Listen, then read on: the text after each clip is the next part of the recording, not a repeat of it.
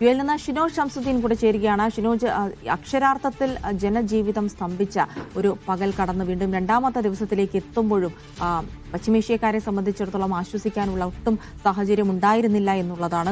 തുടരെയുള്ള ആക്രമണങ്ങൾ, ഏത് സ്ഥലങ്ങളിൽ ആക്രമണം ഉണ്ടാകുമെന്ന് പേടിച്ച് കഴിയേണ്ട ഒരവസ്ഥ കൂടിയാണ്. ഇന്നിപ്പോൾ ആക്രമണം ഉണ്ടായിരിക്കുന്നു, അതിൽ 2 മരണം റിപ്പോർട്ട് ചെയ്തിരിക്കുന്നു എന്നുള്ള അതീവ ദുഃഖകരമായ വാർത്തകൾ കൂടി വരുന്നുണ്ട്. ഇന്ന് എവിടെയൊക്കെയാണ് ആക്രമണം ഉണ്ടായത്?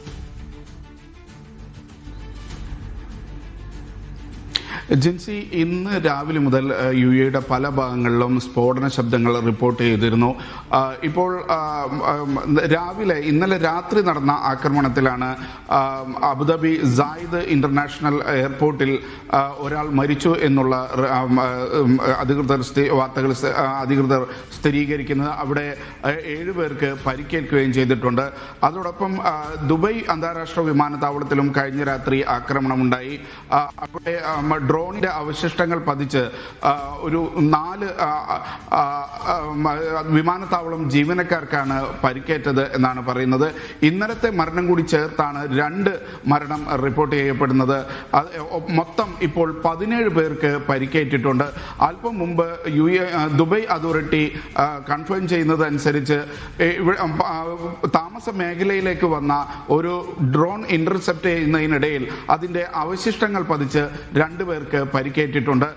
ഏറ്റവും ഒടുവിൽ ദൃശ്യങ്ങൾ പുറത്തു വരുന്നത് ഷാർജ അന്നഹദയിലെ ഒരു വെയർഹൌസിൽ നിന്ന് സ്ഫോടനമുണ്ടായി തീയും പുകയും പുറത്തേക്ക് വരുന്നതാണ്. ഇത് സംബന്ധിച്ച അധികൃതരുടെ സ്ഥിരീകരണം പുറത്തു വരാനിരിക്കുന്നതേ ഉള്ളൂ.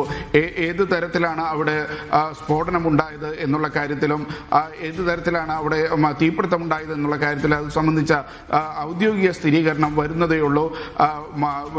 മിസൈലാണോ ഡ്രോണാണോ പതിച്ചത് എന്നുള്ള കാര്യങ്ങളിൽ കൃത്യത വരേണ്ടതുണ്ട്.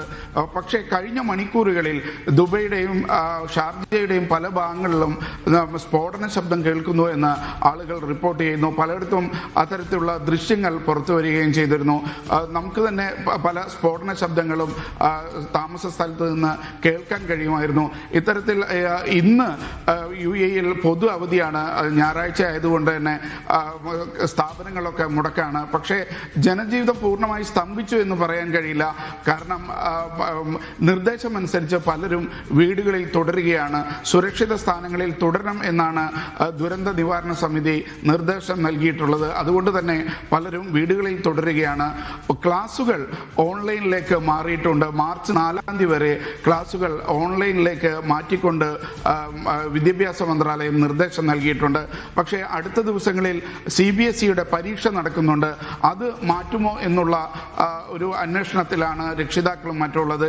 അത് സംബന്ധിച്ച് വരും മണിക്കൂറുകളിൽ CBSE യുഎഇയിലെ സ്കൂളുകളിൽ ഒരു തീരുമാനം പ്രഖ്യാപിക്കുമെന്നുള്ള പ്രതീക്ഷയാണുള്ളത്. വ്യോമപാതയെക്കുറിച്ച് പറയുകയാണെങ്കിൽ ഇന്ന് 700-ലധികം വിമാനങ്ങളാണ് GCCയിൽ മൊത്തം റദ്ദാക്കിയിട്ടുള്ളത്. തുടർച്ചയായ 2ാം ദിവസവും വ്യോമപാത പൂർണ്ണമായി അടഞ്ഞുകിടക്കുകയാണ്. ഇത്തിഹാദ് വിമാനങ്ങൾ ഇന്ന് രാത്രി വരെ അബുദാബിയിലേക്കോ സർവീസ് നടത്തില്ല എന്നറിയിച്ചിട്ടുണ്ട്. PV സിന്ധു അടക്കമുള്ള നിരവധി പ്രമുഖർ യുഎഇയിലെ വിമാനത്താവളങ്ങളിൽ കുടുങ്ങിക്കിടക്കുന്നു എന്നുള്ള വാർത്തയും പുറത്തു വരുന്നുണ്ട്. ജിൻസി.